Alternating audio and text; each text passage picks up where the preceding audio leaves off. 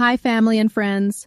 It's Legacy here, and today, the story of Sarah Rector finally hits the big screen. She's known as the youngest black female millionaire in American history. Very few people know her name, but we hope with this movie that will change. Haven't seen it yet, but I'm praying this one doesn't take as many so-called creative licenses as they did with Self-Made, inspired by the life of Madam C.J. Walker, turning fact into fiction more than it ever should have. Sarah, oil, land, and legacy. Let's talk about it. Sarah was born into the Creek freedmen community, the daughter of parents once enslaved by the Muskogee Creek Nation. After the Civil War, the U.S. signed the 1866 treaties with the 5 civilized tribes: Cherokee, Choctaw, Chickasaw, Seminole, and Muskogee Creek.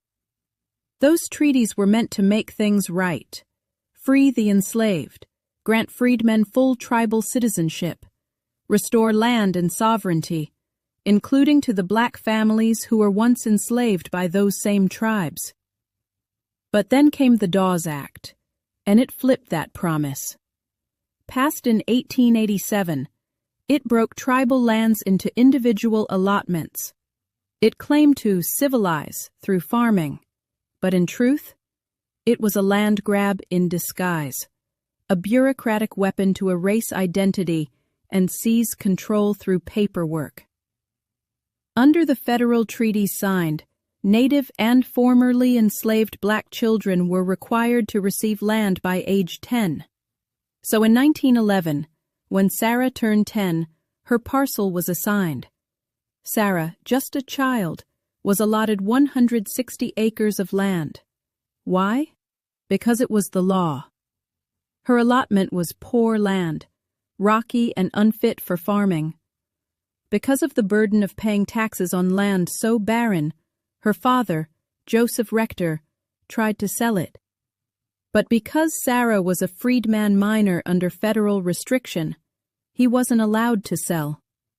That blocked sale, that single twist of fate, changed everything. Because buried beneath that worthless land was oil. That discovery transformed Sarah's life and endangered it. This was the same system that fueled the Osage murders, the tragedy told in Killers of the Flower Moon, where black and native families were murdered for the land beneath their feet. Under the treaties, the U.S. government handed out land, then passed laws to control, restrict, and reclaim it once its true value was revealed. By age 11, her wells were producing thousands of barrels a day. She earned over $300 daily in 1913, the equivalent of nearly $10,000 a day today. But with black wealth came white control. Because she was young and black, the courts appointed white guardians to manage her fortune. It wasn't rare, it was legal. And it happened to countless black families listed on the Dawes rolls. Land stolen, names erased, legacies rewritten. These were the descendants of the enslaved, the people who were forced to give 246 years of free labor that built personal fortunes and the wealth of this nation. Yet they were denied the right to build their own. Decades later, the government finally acknowledged some of this harm under President Barack Obama's administration. $3.4 billion was paid to Native individuals for mismanaged trust lands. Nearly $500 million went to 17 tribes for stolen resources and unpaid royalties. They called it justice. But for who? Because even now, descendants of those same freedmen families, like the Overtons, are still being denied tribal citizenship, despite clear lineage. That's not just injustice. That's erasure. For safety reasons, Sarah's family eventually moved to Kansas City, Kansas. Recently, when Overton Nation was in Kansas for the George Nash Walker exhibit, they stopped by her former mansion.